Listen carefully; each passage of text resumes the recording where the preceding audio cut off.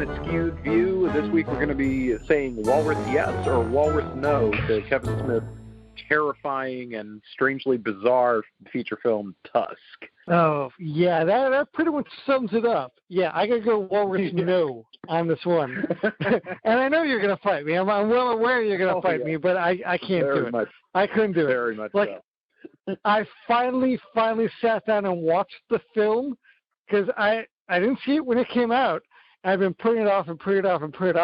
So I finally sat down and watched it. And thankfully, it was on Netflix, which made it really easy. And while it was not nearly as bad as I expected, there's no chance in hell I'm ever watching it again.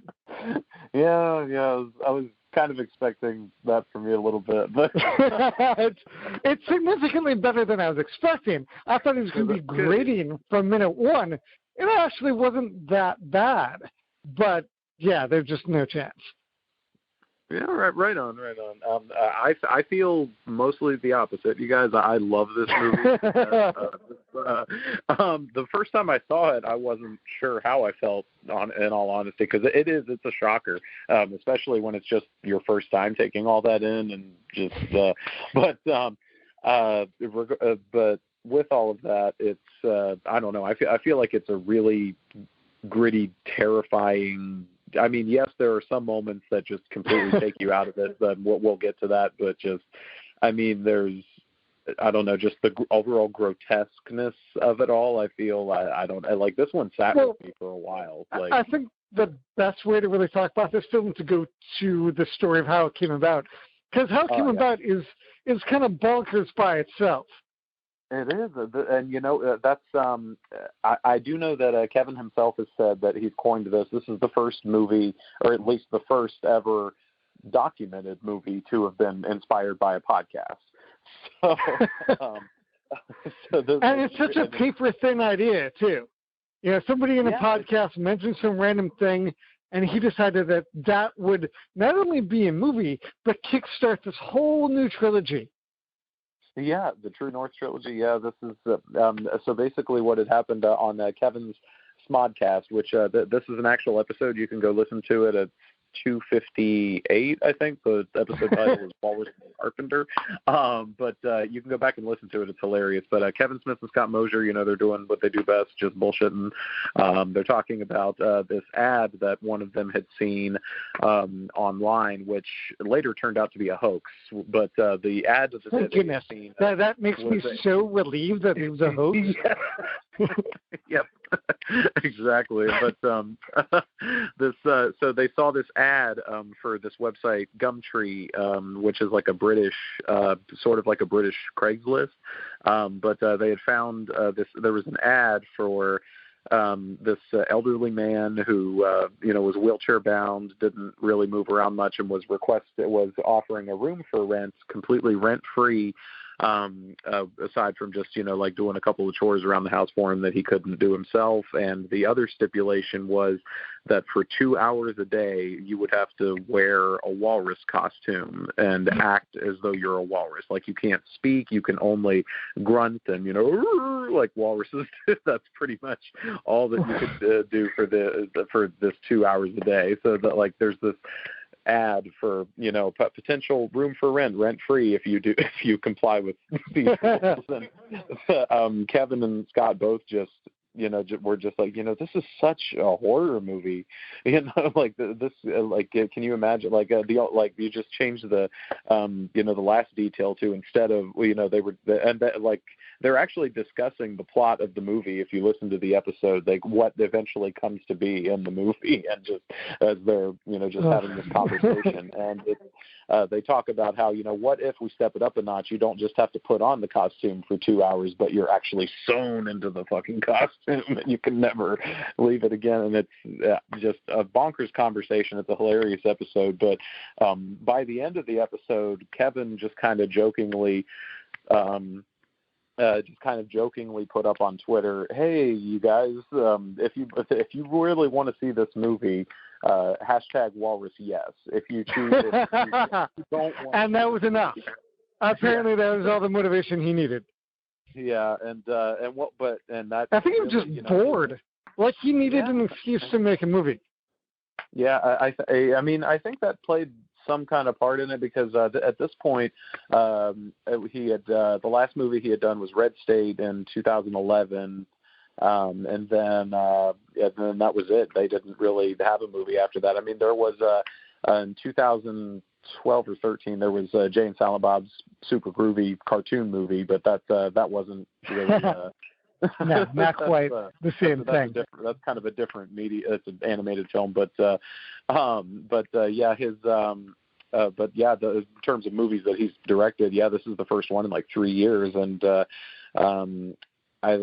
around that after Red State, I feel like he had reached a point where, because he had been talking about just walking away from movies and retiring after Cop Out, but then he ended up doing Red State shortly after that. But then after Red State, he was just kind of like, I don't get the same enjoyment that I did out of making movies. I just kind of want to focus on the podcasting and maybe the TV stuff that I'm working on. So that's pretty much it. That was all there was. And then that's all that he pretty much did for those years, just mostly just going on tour with the podcast and the evening with Kevin Smith. And he seemed happy doing that then. Yeah. I mean, it seemed like he just sort of kicked back and he was out of the limelight, out of the studio system, and it seemed like a good fit, but I mean, clearly he was itching to get back to it. Oh yeah, and you can definitely tell by that conversation when they talk about making the movie, he's getting excited at the very idea of getting back into that again, and just how he had sort of half jokingly put up that tweet, like, I'll write this if I get enough Walrus yes. Right, and he knew people were going to say yes. You're not Kevin Smith, and you don't put that out on the internet and not expect an instant yes. Yeah, and that's exactly what he got. He wakes up the next morning, checks Twitter, and he sees literally everybody had said Walrus yes. He had gotten. He's told this story so many times, and it's hilarious. He said he got one Walrus no, but the tweet the tweet went on to explain, my answer is actually Walrus yes. I'm only saying no to support the democratic process. So after that, all right. So let's look at this in hindsight. It's as much a dare as anything else, because it's such. Much. I mean, I brought this up before. It's a paper thin story. Old man wants guy to dress as walrus. Then you have to, make an hour and a half of that. Yeah, it's but they do it. They pull it off. But it's yeah. So that was the go ahead. He started writing it, and they got. They ended up getting it produced, and here it is today, and it's just... All right, so to Kevin's credit, though, he's a solid horror director. He really is. He gets the pacing, he gets character building. It's set up well, and I think he knows that there's very minimal plot, so to get to it, there's more filler than there probably should be. Yeah, I definitely do feel that in certain areas, particularly. I mean, I feel like there's a lot in the opening there, just a lot of exposition, which I guess it's welcome to kind of show us who Wallace is. That's Justin Long's character, right? But I mean, it feels like it takes quite a bit before we get to Michael Parks' house, Michael Parks' character Howard Howe. Until we get to his house, it's just, I mean, it feels like, I'm sure it's shorter, but it feels like it's a good, 30 minutes before we get that far. And, no, that sounds about right. Because he's got to go through there, and he meets the Clerks girls, and, they intro the podcast, you intro Haley Joel Osment and the girlfriend, old Wallace versus new Wallace, and it's probably about a half hour.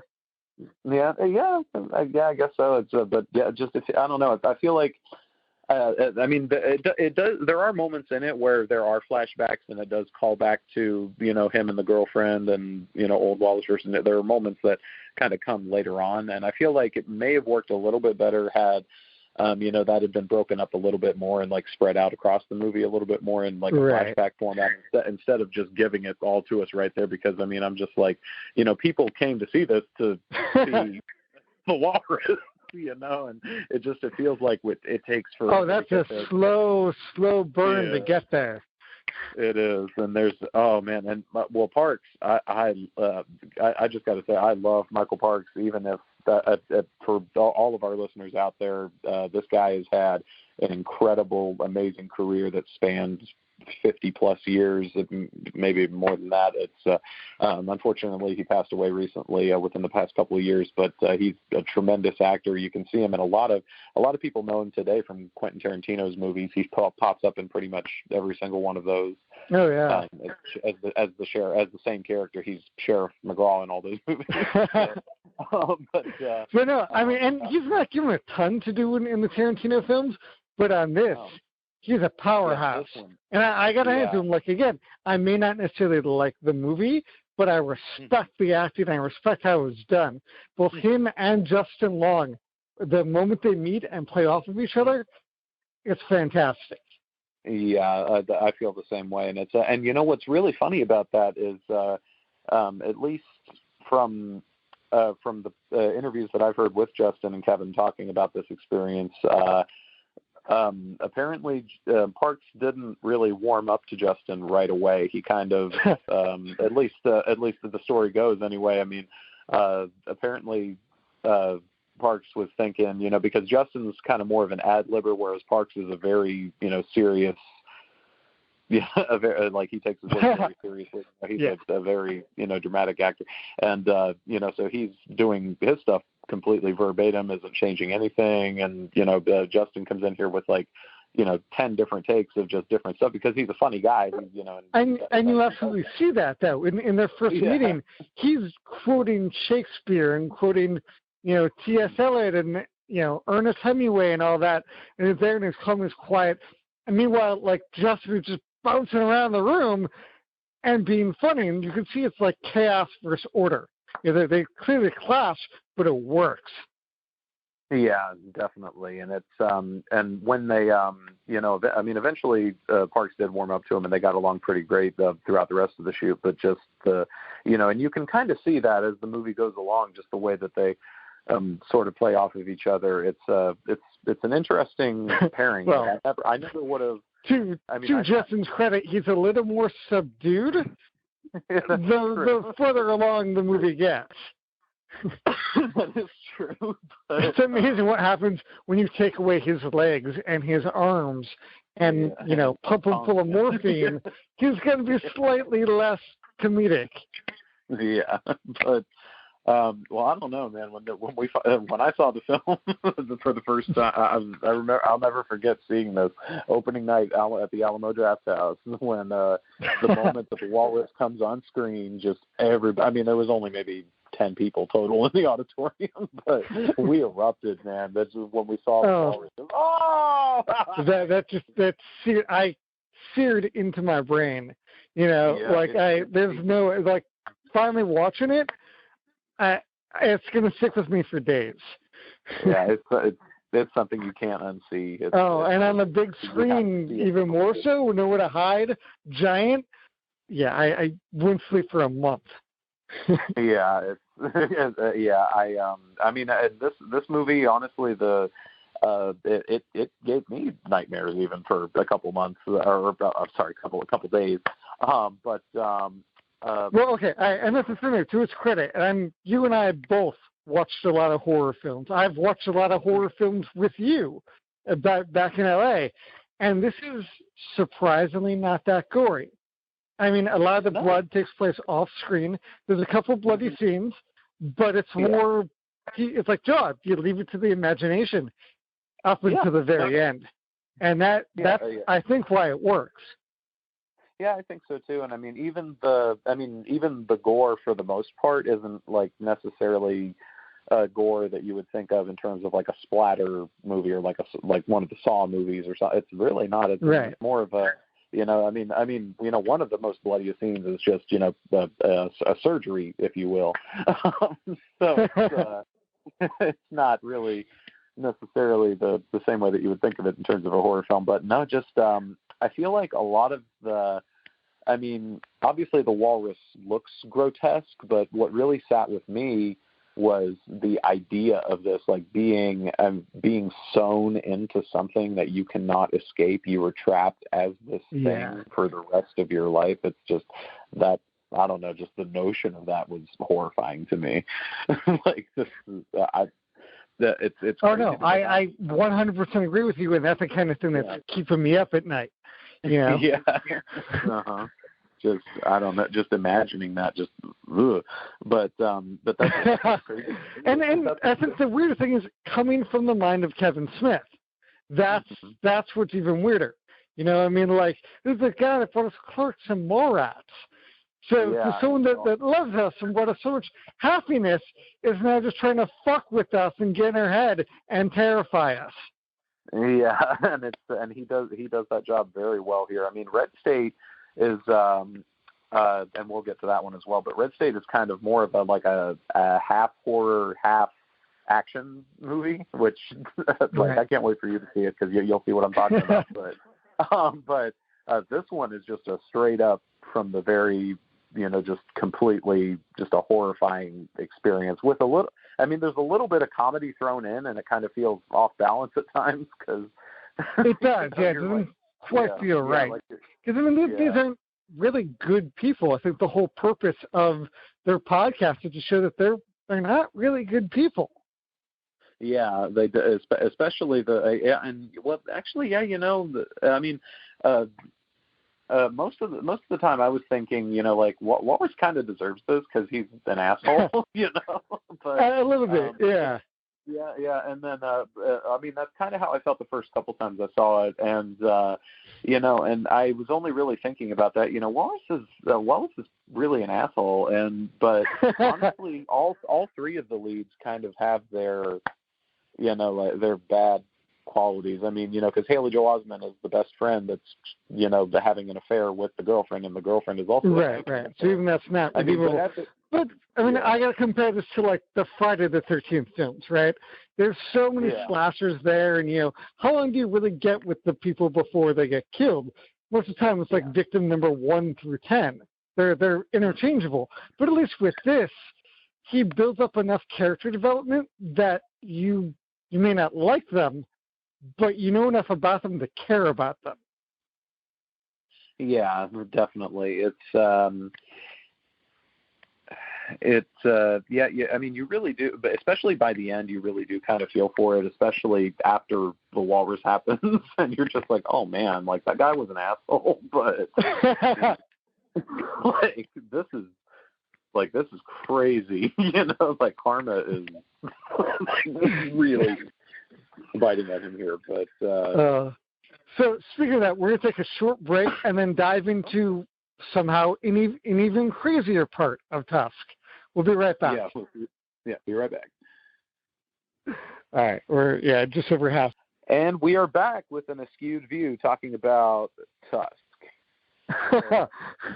Next, this still feels like a dare I lost watching this film. I don't know, man. I love it, but it's so what I wanted to get into here is there's a surprise guest appearance about a third of the way into about 2/3 of the way into this movie. We get the way you worded that needs a little bit of clarification. Surprise guest appearance make it sound like he just walks on camera, smiles, says a line, and walks off. He's a full character. He is. He's in it for. And he's actually one of the most annoying characters I've ever seen put on film.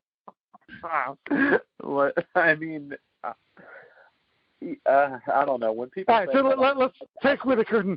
Johnny Depp shows up in pure Johnny Depp fashion with an undistinguishable French Canadian accent, butchering a bunch of words, a horrible mustache, and he manages to be so incredibly annoying. It just not only does it stop the film completely, but I hate every single line he says. Yeah, it's real. That was the moment when I first saw the movie. That was the moment that just completely threw me. Like I was like, wait, what? I was like, are we watching the same movie? Like, this is the so I'm going to make this really crazy horror film, but then I'm just going to mix it with Pink Panther. The hell of it. Basically, because I mean, you're right. I mean, this character really is like a stupid version, an even stupider version of Inspector Clouseau. So I'm one of maybe 5 people that saw this film. Right around that same year, Johnny Depp, or maybe slightly after, Johnny Depp was in a film called Mordecai with Ellen McGregor, Gwyneth Paltrow, and a couple other people. And no one saw it. It was in theaters for about a week, and then Johnny Depp went to movie jail. And he plays basically the same character. He's this ultra-British with a weird mustache and not quite a very good detective. And I thought that was one of the worst films I'd ever seen, and one of his worst characters. And then I saw Tusk. And he managed to take that character and make it worse. I mean, that was sort of my initial reaction to seeing the film. Like his character just completely. I didn't even know that it was Johnny Depp at first. Like when I was just listening to him and looking at him, I couldn't totally place it at first. And they don't even credit him on this movie. It's he's credited at Guy Lapointe as himself. Of all the roles to take ultra ownership of, this is the last one I would. Be proud of Pirates. Be proud of Edward Scissorhands. Mark that as yourself, not this. Yeah, but fun fact, fun little factoid here. There are 3 characters in Johnny Depp's entire career. Only 3 characters that he's ever reprised in more than one movie, and that's Pirates of the Caribbean. He reprised Captain Jack Sparrow. Alice in Wonderland, he replies. That's right. And this. And then now Guy Lapointe. He reprises again in Yoga Hosers. See, I'd actually seen Yoga Hosers before this, so I was familiar with the character. Yeah. And thankfully he's in smaller doses. He's a huge part of Yoga Hosers. And there too, he slows down the plot, and I want to punch him in the face whenever he talks. Yoga Hosers, he takes it a little bit further than he does here, but it's still it's insane. But how that came to be, actually, Kevin and Johnny have actually known each other for a very long time. Because through their daughters, their daughters actually have known each other since I think pre-K, and grew up together. So that's how they knew each other, through their kids. Through sleepovers, camping trips, whatever. And Kevin has said he had his phone number for years, for that reason, because their kids would hang out. But he never once thought of asking him, "Hey man, you want to do this movie?" Or he's way above my pay grade. He does those pirate movies. He makes hundreds of millions of dollars. That's not me.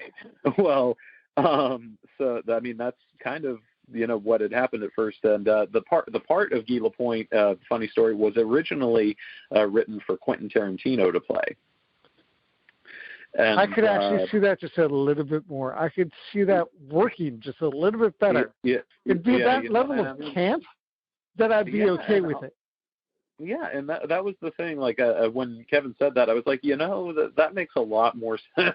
But for whatever reason, he had gotten a no on that from Quentin. I think he was busy working on something else. But so when that had happened, he was just like, oh well, shit. Well, what am I going to do? Who am I going to have play this character?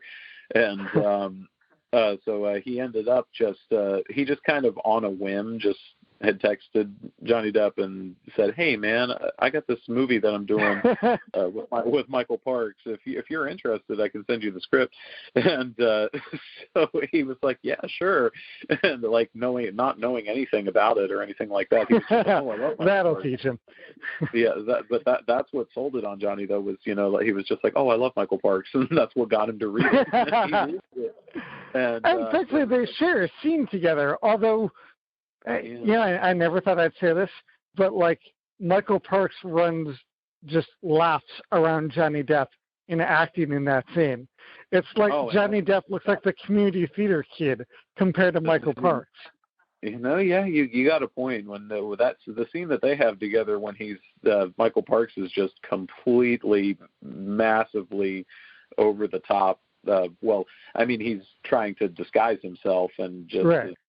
that scene is incredible for just from Michael Clark's sake.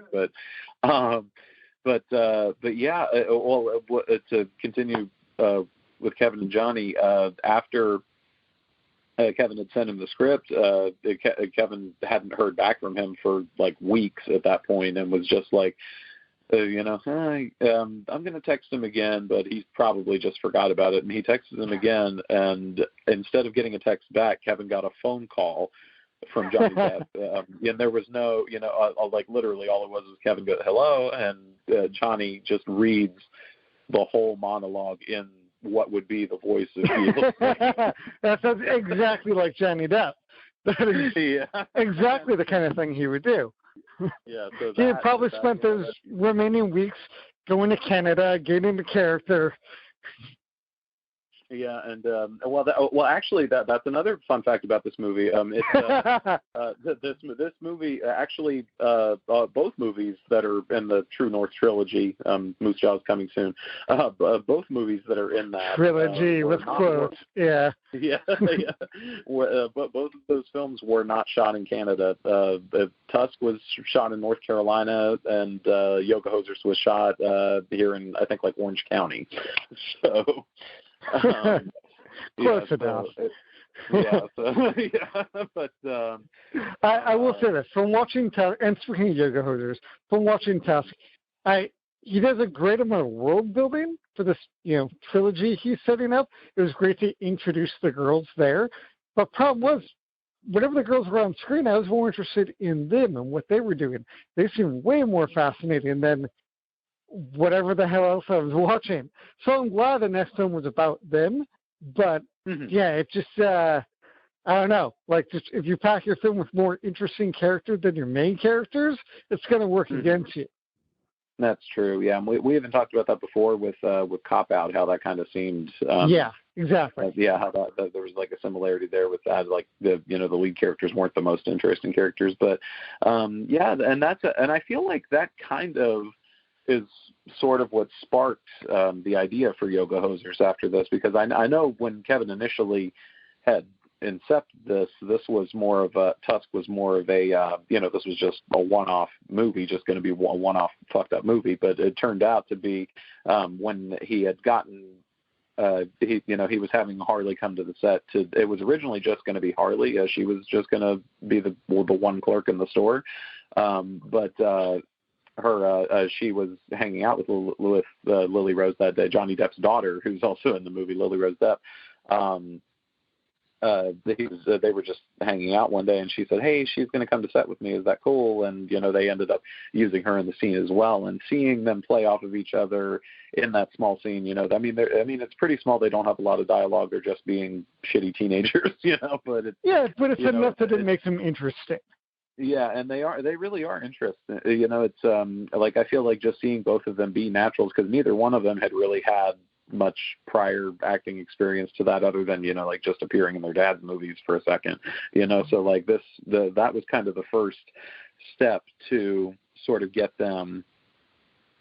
That was sort of the first step to really get them to be chosen for Yoga Hosers. But I mean, we'll get more into that when we talk about Yoga Hosers. Right. I mean. Yeah.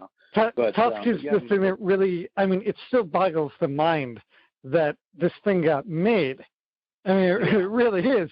And the funding for it to, like, if you'd pitch someone like, he's going to live in a walrus body for the rest of his life. Like, you've been laughed off every studio set. Yeah, it was. It was an interesting take. It went out there. Unfortunately, it didn't do as well at the box office as people had hoped. I mean, I was thinking that I didn't expect this to be a blockbuster, but I mean, in terms of, a horror film, I feel like this is a legit good horror film, at least. It delivers as a horror film. And it did play in mainstream theaters. I remember going downtown, and it was playing, they had local showtime. So this was pretty much everywhere when it came out. Yeah, it was, and it, just unfortunately, I guess it didn't find an audience. But, Kevin has even noted himself. He says that it was so funny. He said that like his biggest regret was leaving the walrus out of the trailer because no, that was a good thing. He would have gotten even less people. I don't know. I feel like if someone hits, I mean, even if it wasn't the whole walrus, even if it was just like a fin or something, because you really see that's enough. No, I'm good. Yeah. If I never see any part of that walrus again, I'm completely happy. Yeah, and just to describe for our listeners, this walrus is just an abomination, a concoction of sewn together bits of human flesh. Streaming on Netflix. But I mean, a walrus and a human should never go together, and especially in Justin Long, this tall, scrawny, skinny kid. You never think, oh, he'd make a great walrus, but he makes it work somehow. Yeah, he totally does. And I mean, he does. He absolutely does. And just that, that's another thing that really got me about his performance, because, I mean, even after he's, stripped of his tongue and he can no longer speak as he's the walrus, I mean, you can still feel that raw emotion. And we're about to get into, I think it's a little bit late to warn the audience now, spoilers, but. Yeah, we're well beyond that. Yeah, as it goes on, just his the raw emotion that you can see in his face when he goes from, because he does become a full walrus by the end of the movie. Michael Parks' ambition and his prophecy has been fulfilled by the end of this film. The Wallace goes full walrus and he loses his or humanity. He appears to lose his consciousness as a human being. He does not he has his animal instincts kick in, and it does believe he's a walrus. But there is that one bit at the end where he has that memory of Allie, and when they were together, and that the being able to cry separates human from animal, and you kind of you see that near the end. That also maybe he is still in there. Which is somehow even more scary. The fact that he might actually, it's almost more comforting to think that he lost his humanity, as opposed to if he is still in there, that's a special kind of hell. Yeah, definitely. And it's, he has to live the rest of his life just sewn into this monstrosity. Yeah. That ending was something that I never saw coming. I thought that the movie was going to end at the moment where Depp points the gun at him, and, I figured it would just end right there. And that's actually a good place to end, but the fact that they took it one step further. Yeah, but and what's even funnier is if you go back and listen to the original podcast episode where they talk about this, they give away the ending in the episode. I mean, of course, where they weren't planning, at that moment. But they're just jokingly saying, oh well, at the end, he's got to completely lose his mind and live in the animal sanctuary, and she has to bring the mackerel. And this is that. And that's word for word what happened. Yeah. Spoilers. For about half of you, I just saved you a bunch of nightmares, so you're welcome. No, watch this movie. Well, walrus, no. Walrus, no. Walrus, yeah. I love you, Kevin. I really, really do, but fuck no. No, I was actually one of the ones that said walrus yes to that tweet. I remember. So this is your fault. Okay. It's part of it anyway. But, at least you're taking responsibility now. It does not. I'll send my therapy bills to you. We'll be good. But yeah, that's such a crazy thing to me. I consider myself a horror buff. I love horror film. I pretty much live and breathe it. I'm really into that community, and just this movie is one of the few that there's only a few that have ever really truly scared me. This is one of those movies. Yeah. It's very unsettling, but I mean, streaming now on Netflix. Go watch it. Enjoy. Well, we want to thank you for joining us, and we hope we'll come back next week to listen to more of the strange, dark path that Kevin Smith is leading us down. That's true, but yeah, it ends up coming back to the light eventually with a reboot. But this is an interesting. It's a hell of a rabbit hole. Yeah, yeah, but even soon we may end up getting back to this world with Moose Jaws. Yeah, I don't know. We'll talk about that when we get to Yoga Hosers. That's true. Yeah, we'll get into that some more. But thanks so much for hanging with us today. We've really enjoyed this. It's always a pleasure. Make sure to like, subscribe, share anywhere you see us, wherever you listen to podcasts. I'm Travis Hayward. Is here with always Jordan Brandis. This has been an Askewed View.